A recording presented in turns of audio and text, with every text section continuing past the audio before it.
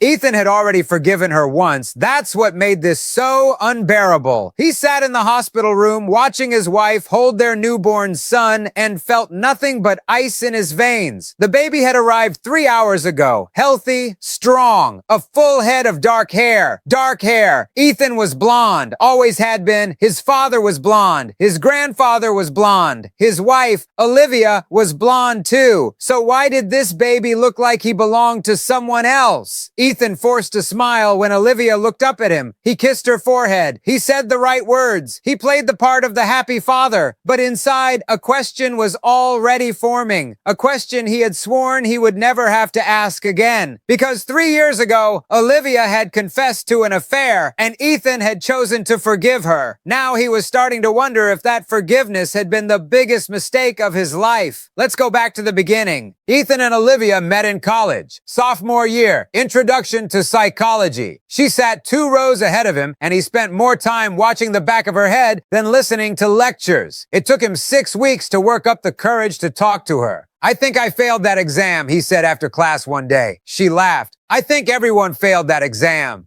They studied together that night and the next night, and every night after that until studying turned into dating and dating turned into something neither of them could live without. They graduated together, moved in together, got married in 2015 in a small ceremony with close friends and family. For 5 years, they were happy, genuinely, deeply happy. Then came 2020, and everything fell apart. The pandemic changed them. Not immediately, not dramatically, but slowly, like erosion. Ethan was an essential worker, a hospital administrator, and his hours became brutal. 12-hour shifts, sometimes 16. He would come home exhausted, collapse into bed, and wake up to do it all over again. Olivia worked from home, alone, isolated, watching the world fall apart through a screen while her husband disappeared into the chaos. She felt abandoned, forgotten, invisible. She told herself Ethan didn't love her anymore. She told herself she was alone in everything but name. And then Dylan came back into her life. Dylan was an ex-boyfriend from college. Before Ethan, before everything. He reached out on social media during the lockdowns, just checking in, he said, just seeing how she was holding up. They started talking, texting, video calls that lasted hours. Olivia told herself it was harmless, just friendship, just connection during a lonely time, but it wasn't harmless. And one night, when Ethan was working a double shift, Dylan drove 3 hours to see her. That night changed everything, Olivia confessed 2 weeks later. She couldn't live with the guilt, couldn't look Ethan in the eye without feeling sick, couldn't pretend everything was fine when everything was broken. She told him everything. The loneliness, the messages. The night Dylan came over, Ethan listened in silence. When she finished, he didn't yell, didn't scream, didn't throw anything. He just stood up and walked out of the room. He didn't come back for 3 days. When he did, he said 4 words that would define the next 3 years of their marriage. "I want to try." Olivia stared at him, tears streaming down her face. "What?" "I'm not saying I forgive you, not yet, but I'm saying I don't want to throw away everything we built because of one mistake. I want to try to get past this." She collapsed into his arms, sobbing. "I'm so sorry. I'm so sorry. I'll do anything. I'll spend the rest of my life making this up to you." Ethan held her, but even then, even in that moment of reconciliation, something had shifted inside him. Trust, once broken, doesn't fully heal. It scars, and scars have a way of reopening when you least expect them. The next 2 years were hard. They went to therapy. They had difficult conversations. They rebuilt, brick by brick, the foundation that Olivia's affair had shattered. Ethan tried to forgive, really tried, and most days he succeeded. But there were moments, small, fleeting moments, when the doubt crept back in, when he wondered if she was texting someone, when he noticed her phone face down on the table, when she came home late from work and his mind spiraled into dark places. He never accused her, never confronted her. He swallowed his suspicions and reminded himself that he had chosen to trust her again. By 2022, things felt almost normal, and then Olivia announced she was pregnant. Ethan should have been happy. Instead, he felt a cold knot form in his stomach.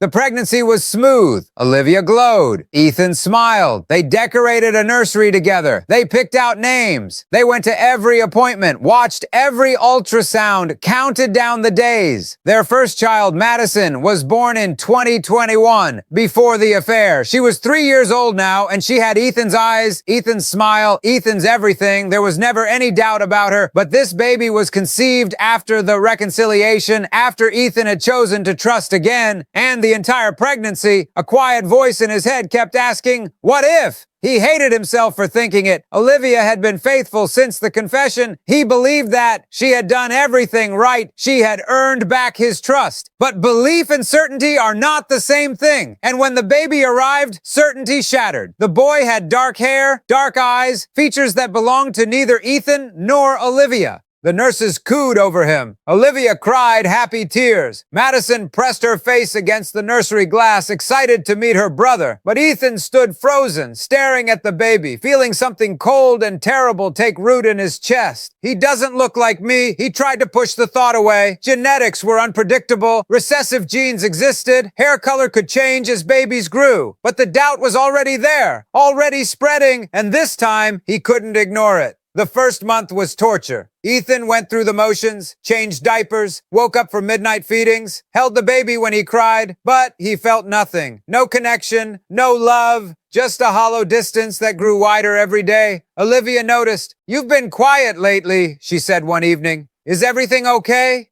"Just tired." "It's more than that.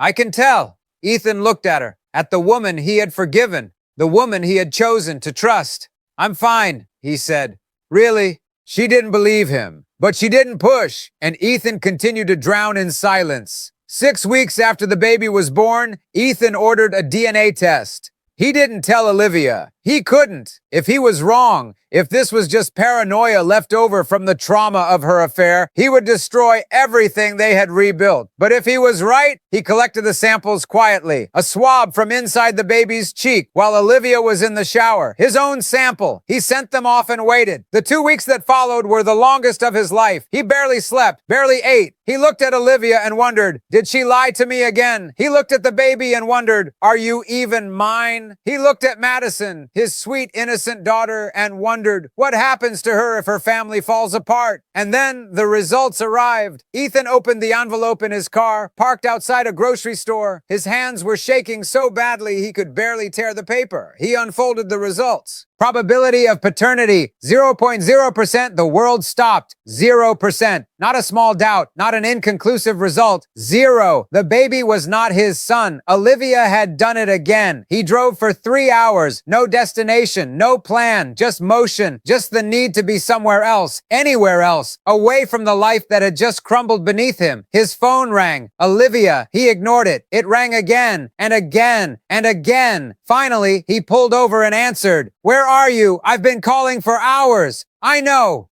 Ethan, what's going on? You're scaring me. He closed his eyes. We need to talk. I'm coming home. When he walked through that door, he would have to look at his wife and destroy whatever remained of their marriage. He placed the DNA results on the kitchen table. Olivia looked at the paper, then at Ethan, then back at the paper. What is this? Read it. She picked it up. Her eyes scanned the page. And then, just like in the hospital, her face changed. The color drained. Her hands trembled. Ethan, you promised me, his voice cracked. After everything, after the therapy, after I chose to forgive you, you promised me it would never happen again. It didn't. I swear to you, it didn't. Then explain that. He pointed at the paper. Explain how our son, the son we made together, isn't mine. Olivia shook her head, tears streaming down her face. I don't know. I don't understand. I haven't been with anyone else. I swear on my life, Ethan, I haven't. But Ethan had heard promises before, and those promises had already been broken once. He didn't believe her. How could he? The evidence was right there. Black and white. 0%. She had lied before. She had betrayed him before. Why wouldn't she do it again? He packed a bag that night, moved into a motel, told Olivia he needed space to think.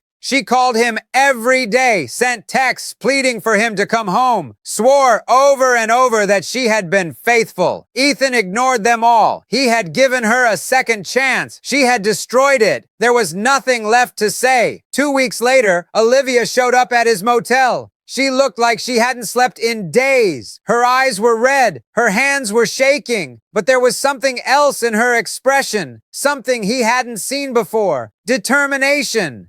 I took another test, she said, holding out an envelope. A different company, more comprehensive. Ethan took it reluctantly. Why would another test change anything? Just read it. He opened the envelope, and what he saw made his heart stop for the second time. The results showed something he hadn't considered, something that changed everything. The baby wasn't Ethan's biological son, but the reason wasn't infidelity. It was a medical anomaly, a rare condition called chimerism. Olivia was a chimera, a person who carries two sets of DNA because she absorbed a twin in the womb. The DNA in her reproductive cells was different from the DNA in the rest of her body. The baby was biologically hers, genetically, undeniably hers. But because of her chimerism, a standard paternity test using Ethan's DNA returned a false negative. Olivia hadn't cheated. The test had simply lied. Ethan read the results 3 times, then 4. Then he looked up at Olivia, who was crying silently, waiting for him to speak.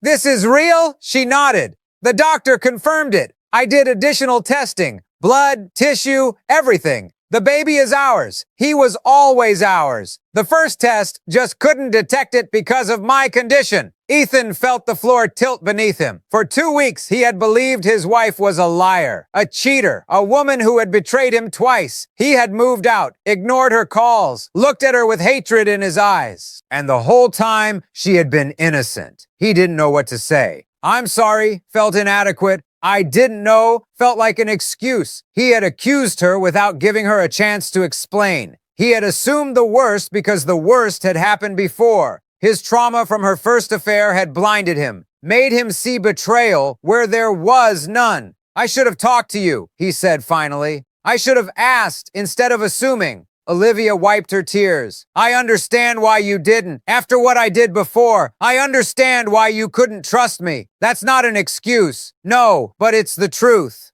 They stood in silence, 2 people who had hurt each other in different ways, wondering if there was anything left to salvage. Ethan came home the next day. It wasn't easy. The trust, already fragile from the first affair, was now damaged in a new way. Olivia had forgiven him for his accusation, but the wound was fresh. They went back to therapy, this time for both of them. Ethan worked on his trauma, his tendency to assume the worst, his inability to communicate when he felt uncertain. Olivia worked on understanding why her past mistake continued to haunt their present, why one night of weakness had created years of doubt. Slowly, painfully, they rebuilt again, and this time, they built something stronger. Their son, Caleb, grew up knowing he was loved. He never learned about the DNA tests, never knew that his father had once doubted his existence, never understood how close his family had come to falling apart. He just knew that his dad was there. Every morning, every night, every moment that mattered. Madison grew up with a brother who adored her, a family that, despite its cracks, held together. And Ethan learned something he wished he had understood years earlier. Forgiveness is not a one-time event. It's a daily choice. The affair in 2020 had broken something in their marriage. But the false accusation in 2023 had revealed something just as important. Ethan had never fully healed from the first wound. He had buried his doubts instead of addressing them. The DNA test didn't destroy his family. His silence did. His assumptions did. His refusal to communicate did. Olivia had made her mistake years ago. Ethan had made his more recently. In the end, they were both imperfect, both broken, both capable of hurting each other in ways neither intended. 10 years later, they renewed their vows, a small ceremony, just family. Madison, now a teenager, rolled her eyes but smiled. Caleb, the boy who had almost torn them apart, stood beside his father as the best man. Ethan looked at Olivia, older now, weathered by everything they had survived, and said the same words he had said on their first wedding day. I choose you, today, tomorrow, every day after. Olivia smiled through her tears. Even when it's hard, especially when it's hard.